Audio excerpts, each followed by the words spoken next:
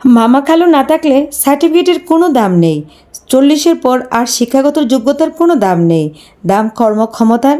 50-এর পরে সৌন্দর্যের দাম থাকে না। যতই সাজেন না কেন, চোখের নিচে বাজ পড়বি, গাল ঢলবি। 60-এর পরে আসে অবসর। তখন আর পুরনো চেয়ারটার কোনো দাম থাকে না। ব্যাংকের ম্যানেজার হোক বা ক্লার্ক, একটাই পরিচয়, আপনি প্রাক্তন কর্মী। 70-এর পরে বড় বাড়ি বা ছোটো বাড়ি সব একই, কারণ সন্তানরা বাইরে থাকে, বাড়িতে থাকে শুধু বুড়া আর বুড়ি।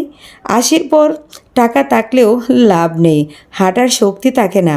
তখন সবচেয়ে দরকার হয় মানুষের সঙ্গ এবং সহায়তা। 90-এর পরে বিছানায় শুয়ে থাকা।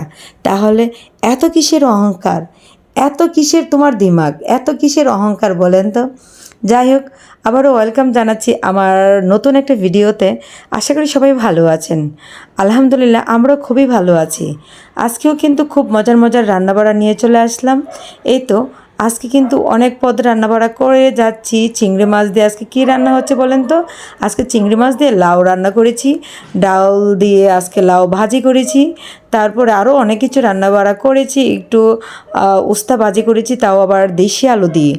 দেশি আলু দিয়ে কি বলবো গাইজ, এত রাত্রে ভয়েস দিচ্ছি, তারপরও কুকুরের যন্ত্রণায় ভয়েস দিতে পারতেছি না। বাহিরে কুকুর ঘেউ ঘেউ করতেছে, আর আমি বারবার ভয়েস দিচ্ছি, তারপরও হাতটা উঠিয়ে নিচ্ছি। কী করব, কিছু করার নেই। যাই হোক, এই তো আজকে একটু লাউ দিয়ে ডাউলটা ভাজি করে নিয়েছি। এরকম ভাজিটা আমার ছেলেমেয়েরা ভীষণ পছন্দ করে। অনেকে হয়তো ডাউল দিয়ে লাউ এভাবে ভাজি করে খান।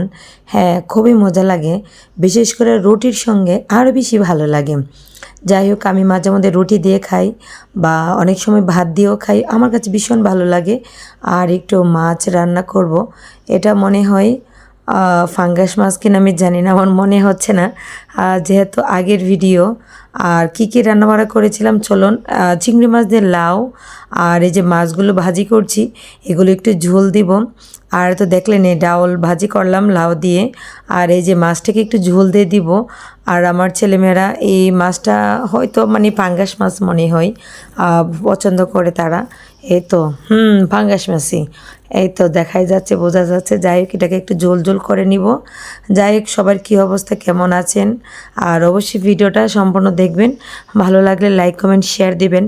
আর অবশ্যই যারা ফলো দেন তারা কিন্তু ভিডিওটা দেখে তারপরে ফলো দিবেন। আর অনেকে ভিডিও না দেখে ফলো দিয়ে চলে যান। দেখেন আমার রান্নাবাড়া কিন্তু কমপ্লিট। কী কী রান্নাবাড়া করেছি চলুন আপনাদের সঙ্গে একটু শেয়ার করে নেই। এই তো ভাজি আছে, তারপরে মাছ, তারপরে সবজি, অনেক কিছু রান্নাবাড়া করেছি, তাই না? তো সবাই ভালো থাকবেন, আল্লাহ হাফেজ। আর আজকের মতো বিদায় নিয়ে নিচ্ছি, আসসালামু আলাইকুম।